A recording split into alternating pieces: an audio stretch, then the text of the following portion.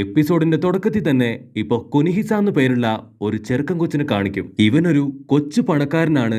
കാരണം അവന്റെ അച്ഛന്റെ കയ്യില് ഒരുപാട് കാശുണ്ട്. കട്ട് ചെയ്ത ഇപ്പൊ ലീഫ് വില്ലേജില് നമ്മുടെ നറൂട്ടോ കുട്ടപ്പനാവട്ടെ നോ പറ്റില്ല നടക്കില്ല എന്നൊക്കെ പറഞ്ഞ് ഇപ്പൊ അലറിക്കൊണ്ടേയിരിക്കുകയാണ്. നമ്മുടെ ഹൊക്കാഗെ ആന്റി ആവട്ടെ ഒട്ടും വിടാതെ അവന്റെ അടുത്ത് ചൂടായിക്കൊണ്ടേയിരിക്കും. അതായത് കുട്ടപ്പനിപ്പോ പുതിയൊരു മിഷൻ വന്നിരിക്കുകയാണ്. ഒരാളുടെ ബോഡി ഗാർഡായിട്ട് നിൽക്കണം. പക്ഷെ കുട്ടപ്പന് അത് തീരെ ഇഷ്ടപ്പെടില്ല. അവൻ ഒട്ടും ആഗ്രഹിക്കാത്ത പണിയാണ് ബോഡി ഗാർഡായിട്ടിരിക്കുക എന്നത്. അതിന് ഹൊക്കാഗെ പറയും, നീയാണ് ഇതിന് പറ്റിയ ആള്. ഈ ലോകത്തിൽ തന്നെ ഏറ്റവും പണമുള്ള ഒരാളുടെ മകനെയാണ് നീ ഇപ്പൊ ടേക്ക് കെയർ ചെയ്യേണ്ടത്. അത് മറ്റാരുമല്ല, നമ്മൾ എപ്പിസോഡിന്റെ തുടക്കത്തിൽ കണ്ട ആ ഒരു ചെക്കൻ. നിന്റെ അത്രയും ധൈര്യവും പവറും ഉള്ളവര് ഈ ഗ്രാമത്തിലില്ല. അതുകൊണ്ടാണ് നിന്നെ ഈ മിഷൻ ഏൽപ്പിക്കുന്നതെന്ന് പറയുമ്പോ ഇപ്പൊ കുട്ടപ്പന് ഒരുപാട് അങ്ങ് സന്തോഷാവും. അപ്പൊ അതേ സമയത്ത് തന്നെ ആ ഒരു പണക്കാരനും മകനും അവിടേക്ക് കയറി വരും. അപ്പൊ ഹൊക്കാഗെ പറയും, ഞങ്ങളുടെ ഗ്രാമത്തിൽ തന്നെ ഏറ്റവും പവർഫുൾ ആയിട്ടുള്ള ഒരു നിഞ്ചയാണ് നിങ്ങൾക്ക് വിട്ടുതരുന്നത്. അപ്പൊ കുനിഹിസ പയ്യനാവട്ടെ നമ്മുടെ കുട്ടപ്പനെ കണ്ടപാടെ നിഞ്ച നിഞ്ച എന്നും വിളിച്ച് കുട്ടപ്പന്റെ ദേഹത്തും തോളിലും ഒക്കെ ഇപ്പോ ചാടിക്കയറാനായിട്ട് ആരംഭിക്കും. അപ്പൊ അവന്റെ പണക്കാരൻ പപ്പ അവിടേക്ക് വന്ന്, ഓ ഈ നിഞ്ചയാണോ ഇന്ന് എന്റെ മകന്റെ കൂടെ ഫുൾ ടൈം നിൽക്കാൻ പോകുന്നത്? വാവ്, നീ എന്റെ മോന്റെ കൂടെ ഫുൾ ടൈം കളിച്ച് രസിച്ച് അവനെ ഹാപ്പി ആയിട്ട് കൊണ്ടു നടക്കണം. അത് കേട്ട് കുട്ടപ്പന് കലി കയറി ഇപ്പൊ ഹൊക്കാഗെ ആന്റിയോട് വീണ്ടും ചൂടാവാൻ ആരംഭിക്കും. ഈ ഞാഞ്ഞൂല് പോലുള്ള ചെക്കനാണോ മുഖ്യമായിട്ടുള്ള ആള്? കുട്ടപ്പൻ ടെൻഷനായിട്ട് എന്നെ കൊണ്ട് പറ്റില്ല, ഞാൻ ഇവരുടെ കൂടെ ഒരിക്കലും പോവില്ല എന്ന് അവൻ അടിച്ചു പറയുമ്പോ, നീ ആദ്യം ഞാൻ പറയുന്നത് ഇപ്പൊ ശ്രദ്ധിച്ചു കേക്ക്. ആ കുഞ്ഞിച്ചക്കന്റെ പപ്പ ആള് വലിയ പണക്കാരനാണ്. ആളൊരു സ്വർണ്ണ കടക്കാരനാണ്. അതുകൊണ്ട് തന്നെ തീർച്ചയായിട്ടും അവർക്കിപ്പോ ഒരു സെക്യൂരിറ്റിയുടെ ആവശ്യം അത് വളരെ കൂടുതലാണ്. മാത്രമല്ല ഞാനാണ് ഈ ഗ്രാമത്തിലെ ഹൊക്കാഗെ.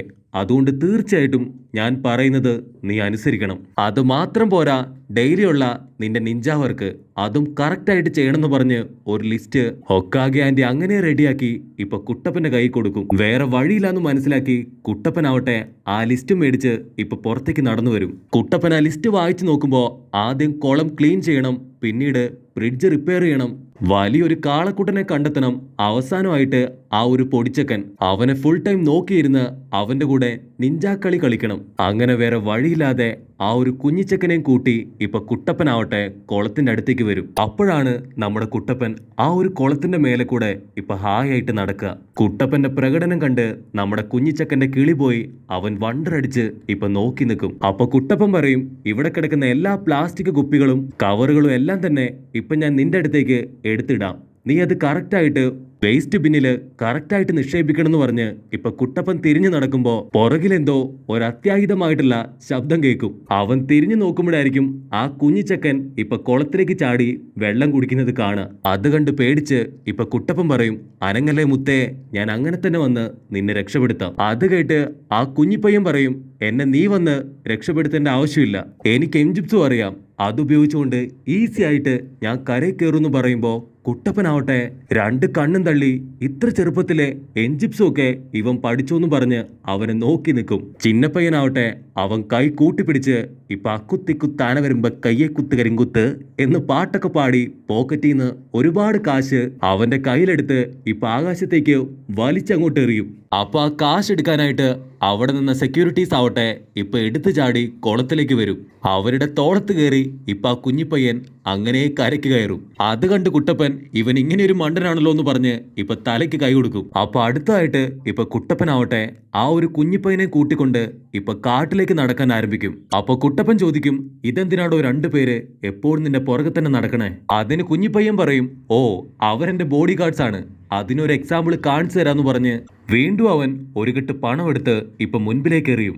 പണം കാണേണ്ട താമസം അവിടെ കൂടി നിന്ന എല്ലാ ബോഡി ഗാർഡ്സും ഇപ്പൊ അതിന്റെ മേലേക്ക് എടുത്തങ്ങോട്ട് ചാടും. അത് കണ്ട് ചിന്നപ്പയ്യനാവട്ടെ ഇപ്പൊ അവരുടെ ദേഹത്ത് ചവിട്ടി കൂളായിട്ട് അപ്പുറത്തേക്ക് വരും. അതൊക്കെ കഴിഞ്ഞ് ഇപ്പൊ കുട്ടപ്പനാവട്ടെ ഒരു ബ്രിഡ്ജ് ക്രോസ് ചെയ്യുമ്പോ ആ ചിന്നപ്പയ്യനാവട്ടെ ഇപ്പൊ പാലം ക്രോസ് ചെയ്യാൻ പേടിച്ച് മെല്ലെ പുറകോട്ട് നിൽക്കും. അപ്പൊ ആ ചിന്നപ്പയ്യൻ വീണ്ടും അവന്റെ പോക്കറ്റിൽ നിന്ന് ക്യാഷ് എടുത്ത് ഒരു കെട്ട് പണം കൂടി ആ ഒരു ബ്രിഡ്ജിലേക്ക് ഇപ്പൊ വലിച്ചെറിയും. ഒരു ബോഡി ഗാർഡ് ഇപ്പൊ നടന്നുപോയി ആ ഒരു കറൻസി കൂളായിട്ട് എടുക്കുമ്പോ കുട്ടപ്പൻ പറയും, ബ്രിഡ്ജിന് യാതൊരു കുഴപ്പമില്ല, അതുകൊണ്ട് ഇനിയെങ്കിലും നീ ബ്രിഡ്ജ് ക്രോസ് ചെയ്യ്. അത് കേട്ട് കുഞ്ഞിപ്പയ്യൻ പറയും, വേണ്ട കുട്ടപ്പ വേണ്ട, എന്റെ ചെക്കിങ് അത് കഴിഞ്ഞിട്ടില്ല. അവൻ വീണ്ടും ഇപ്പൊ ഒരുപാട് നോട്ടുകെട്ടുകൾ എടുത്ത് ആ ഒരു പാലത്തിലേക്ക് വലിച്ചെറിയും. അപ്പൊ അത് കണ്ട് ആർത്തി മൂത്ത് ഇപ്പൊ എല്ലാ സെക്യൂരിറ്റീസും പാലത്തിലേക്ക് ചാടി അങ്ങോട്ട് വീഴും. പാലം പതിയെ പതിയെ ആടാൻ തുടങ്ങുമ്പോ ഇപ്പൊ അവനാവട്ടെ വീണ്ടും വീണ്ടും പണക്കെട്ടുകള് അവിടേക്ക് വലിച്ചെറിയും. അങ്ങനെ ഒരുപാട് പേര് ആ പാലത്തിലേക്ക് ചാടി അങ്ങോട്ട് കയറുമ്പോ പാലം അങ്ങനെ പൊട്ടി എല്ലാവരും ഇപ്പൊ താഴെ വീഴും. പക്ഷെ ഭാഗ്യം കൊണ്ട് ആർക്കും ഒന്നും സംഭവിക്കില്ല. അത് കണ്ട് കുഞ്ഞിപ്പയ്യൻ, ഇതുകൊണ്ട് മാത്രമാണ് ആ ബ്രിഡ്ജില് ഞാൻ കേറാതിരുന്നത്. അതിന് കുട്ടപ്പൻ ടെൻഷനായിട്ട്, നിന്നെ കൊണ്ട് തോറ്റു, ഇപ്പൊ നീ കാരണം നിന്റെ ഗാർഡ്സ് എല്ലാവരും തന്നെ മരിച്ചു പോയനെ.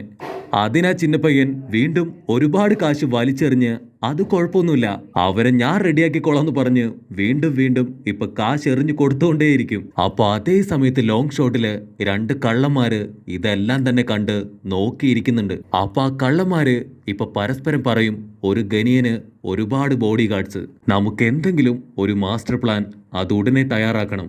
കട്ട് ചെയ്താ ഇപ്പൊ വീണ്ടും നമ്മുടെ കുട്ടപ്പനും പൊടിപ്പയ്യനും ആവട്ടെ ഒരു പന്നിക്കുട്ടിയെ പിടിക്കാൻ കാട്ടിലേക്ക് കയറി ചെല്ലും. പന്നിക്കുട്ടി ഓടി വന്ന് ഇപ്പൊ കുട്ടപ്പനെ അങ്ങനെ തന്നെ ഇടിച്ചങ്ങോട്ട് തെറിപ്പിക്കും.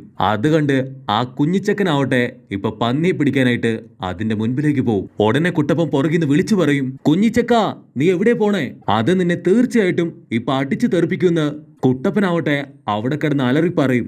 എന്നിട്ട് വീണ്ടും ആ പ്രാന്തൻ ചെക്കനാവട്ടെ ഇപ്പൊ ഒരുപാട് നോട്ട് ആ പന്നിക്ക് നേരെ വലിച്ചെറിയുമ്പോ അവന്റെ ബോഡി ഗാർഡ്സ് അതിനെ പിടിക്കാനായിട്ട് പോവും. പക്ഷെ പന്നി അത് സിമ്പിളായിട്ട് എല്ലാവരെയും ഇടിച്ചു തകർത്ത് ഇപ്പൊ ചിന്നപ്പയ്യന്റെ അടുത്ത് വരും. പന്നിയെ കണ്ട ഉടൻ തന്നെ ഇപ്പൊ ചിന്നപ്പയ്യനാവട്ടെ അവൻ അങ്ങനെ തന്നെ പ്ലേറ്റ് മാറ്റും. ഞാനല്ല നിന്നെ പിടിക്കാനായിട്ട് എന്നോട് പറഞ്ഞത് ആ കിടക്കുന്ന മഞ്ഞ തലയനാണ്, അവനെ പോയി പിടിച്ചു എന്ന് പറയുമ്പോ ഇപ്പൊ പന്നി ആവട്ടെ കുട്ടപ്പനിട്ട് ഓടിക്കാൻ തുടങ്ങും. കുട്ടപ്പൻ ട്രൗസറും പൊക്കി ഒരു 1-2 മണിക്കൂർ ഓടിക്കഴിയുമ്പോ പന്നി ആവട്ടെ തളർന്ന് തിരികെ കാട്ടിലേക്ക് പോകും. കുട്ടപ്പൻ ഇപ്പൊ ചൂടായിട്ട്, ഇനി എന്നെ കൊണ്ട് പറ്റില്ല, നിനക്ക് നിന്റെ വഴി എനിക്ക് എന്റെ വഴി എന്ന് പറയുമ്പോ ആ ചിന്നപ്പയ്യനാവട്ടെ ഒരു പെട്ടി നിറയെ കാശ് ഇപ്പൊ കുട്ടപ്പന് കൊടുക്കും. അതിന് കുട്ടപ്പൻ പറയും, നിന്റെ പൈസയൊന്നും എനിക്ക് വേണ്ടെന്ന് പറഞ്ഞ് ആ പെട്ടി അങ്ങനെ തന്നെ ഒരു തട്ട് വെച്ചു കൊടുക്കും.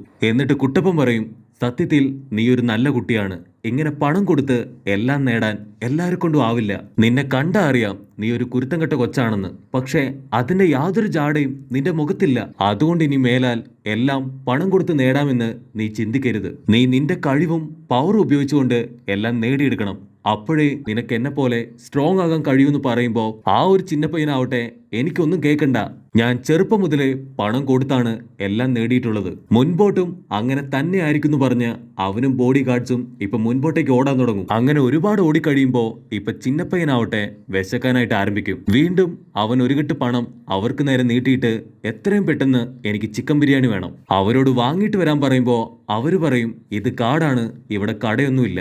അപ്പൊ കാട്ടിൽ നിന്ന് ഇപ്പൊ രുചികരമായിട്ടുള്ള ഭക്ഷണത്തിന്റെ സ്മെല്ല് നമ്മുടെ കുഞ്ഞിപ്പയ്യന് കിട്ടും. അവിടേക്ക് ചെന്ന് നോക്കുമ്പോ നല്ല അസലായിട്ട് ഇപ്പൊ ആരോ മീനൊക്കെ അവിടെ വറുത്തു വെച്ചിരിക്കുകയാണ്.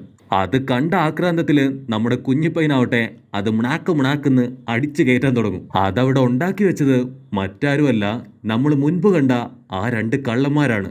ആ 2 കള്ളന്മാരും ഇപ്പൊ പതിയെ പുറത്തേക്ക് വന്ന് നമ്മുടെ കുഞ്ഞിപ്പയ്യനെ അങ്ങനെ കിഡ്നാപ്പ് ചെയ്യാൻ നോക്കുമ്പോ നമ്മുടെ കുട്ടപ്പനാവട്ടെ അത് കറക്റ്റായിട്ട് കണ്ട് ഇപ്പൊ ചാടി അങ്ങോട്ട് വീണ് ആ 2 വില്ലന്മാരെയും അട്ടിച്ച് തെറിപ്പിക്കും. കുട്ടപ്പൻ വീണ്ടും ആ കുഞ്ഞിപ്പയ്യനോട് പറയും, നീ ഇനിയെങ്കിലും ഞാൻ പറയുന്നത് മനസ്സിലാക്കണം, ഇപ്പൊ തന്നെ കണ്ടില്ലേ, ഞാനില്ലായിരുന്നെങ്കിൽ തീർച്ചയായിട്ടും അവര് നിന്നെ കിഡ്നാപ്പ് ചെയ്യുമായിരുന്നു. അത് കേട്ട് കുഞ്ഞിപ്പയ്യൻ വളരെ കാഷ്വൽ ആയിട്ട് പറയും, എന്നെ ഒരുപാട് തവണ തട്ടിക്കൊണ്ട് പോയതാണ്, ഇതൊന്നും എനിക്ക് പുത്തരിയല്ല എന്ന് പറഞ്ഞ് വീണ്ടും ഒരു കെട്ട് ക്യാഷ് കൊടുത്ത് എനിക്ക് തിന്നാനായിട്ട് എന്തെങ്കിലും വാങ്ങിച്ചുകൊണ്ട് വരാൻ പറയും.